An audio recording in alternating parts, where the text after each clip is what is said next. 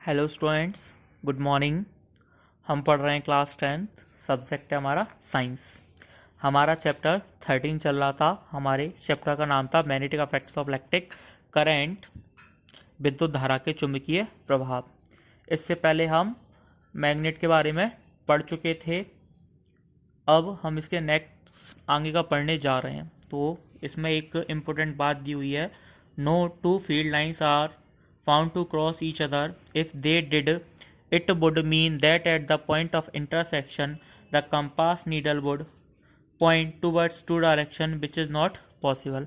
कि दो electric field lines रहती हैं, कभी भी एक दूसरे को क्रॉस नहीं करती। क्यों नहीं करती स्टूडेंट्स? यदि ये किसी भी पॉइंट पे क्रॉस करेंगी तो उस पॉइंट पे मैग्नेटिक का एक नया डायरेक्शन बन जाएगा, उस पर एक नई दिशा बन जाएगी, और ऐसा होना इम्पॉसिबल है। दो डायरेक्शन नहीं हो सकते। यही कारण है कि ये कभी एक दूसरे को काटती नहीं है। इस पर आपको क्वेश्चन भी आ सकता है, by two magnetic field lines do not cross each other, कि दो विद्युत या दो जो मैग्नेटिक लाइंस होती हैं वो कभी एक दूसरे को क्रॉस क्यों नहीं करती। दो क्षेत्र रेखाएं कभी भी एक दूसरे को नहीं काटती।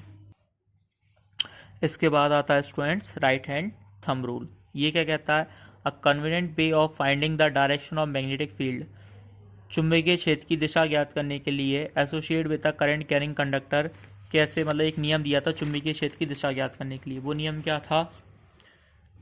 Imagine that you are holding a current carrying straight conductor in your right hand. Imagine करो कि आप अपने राइट हैंड में कोई कंडक्टर पकड़े हुए हो, राइट हैंड में, such that the thumb points towards the direction of current. इस तरीके से कि थंब जो है करंट फ्लो होने की क्या बताता है? डायरेक्शन बता रहा है।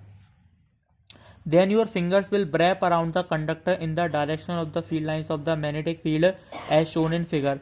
तो उस वायर को पकड़ने के लिए जिस डायरेक्शन में आपकी ये उंगलियां घूमेंगी ना, वो क्या करेगा? मैग्नेटिक फील्ड की क्या बताएगा? दिशा बताएगा। जैसे इस तरीके से करंट फ्लो हो रहा है तो आप तार को कैसे पकड़ोगे? इस तरीके से। तो ये क्या बताएंगे? करंट फ्लो होने की डायरेक्शन। यदि इस तरीके से करंट फ्लो हो रहा है तो करंट इस तरीके से फ्लो हो रहा है, उंगलियां किस तरफ मुड़ रही हैं? इस तरफ। तो मैग्नेटिक फील्ड का डायरेक्शन किस तरफ होगा? इस तरफ होगा। ओके स्टूडेंट्स, देखिए जैसे ये क्वेश्चन अभी बताया था, why don't two magnetic field lines intersect each other. ये क्वेश्चन आ गया कि दो जो क्षेत्र रेखा होती हैं एक दूसरे को कभी नहीं काटती। तो ये क्वेश्चन आपको याद करना है स्टूडेंट्स। इसके बाद आता है फ्लेमिंग का लेफ्ट हैंड रूल। ये क्वेश्चन भी बहुत इंपॉर्टेंट है। ये क्या कहता है? फ्लेमिंग का left hand rule. In activity 13.7 we considered the direction of the current and that of the magnetic field perpendicular to each other and found that the forces perpendicular to both of them. The three direction can be illustrated through a simple rule. तीन direction पता चलते हैं हमें से। इस नियम को क्या बोलते हैं? फ्लेमिंग लेफ्ट हैंड रूल बोलते हैं। इस नियम के अनुसार क्या होता है? Stretch the thumb, four finger and middle finger of your left hand. अपने बाएं हाथ की तर्जनी और ये मध्यमा, ये तर्जनी होती है, ये मध्यमा होती है और ये अंगूठा होता है। इनको इस तरीके से फैलाओ कि ये तीनों एक दूसरे के क्या हो? परपेंडिकुलर हो, तीनों एक दूसरे के लंबवत हो। इस तरीके से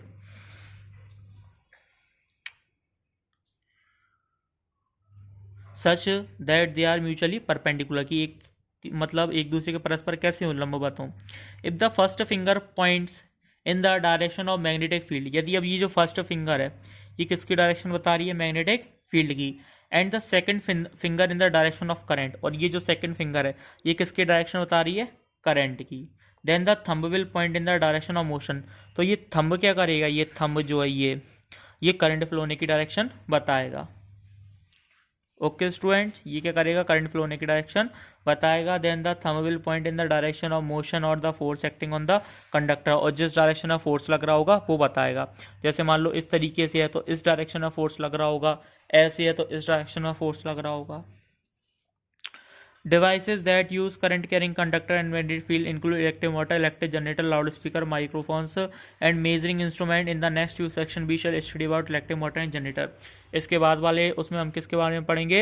इलेक्ट्रिक मोटर्स के बारे में और जनरेटर्स के बारे में। स्टूडेंट्स फिलहाल इस वीडियो में इतना ही। वीडियो को लाइक कीजिए, शेयर कीजिए और चैनल को सब्सक्राइब कीजिए। Okay students, thank you.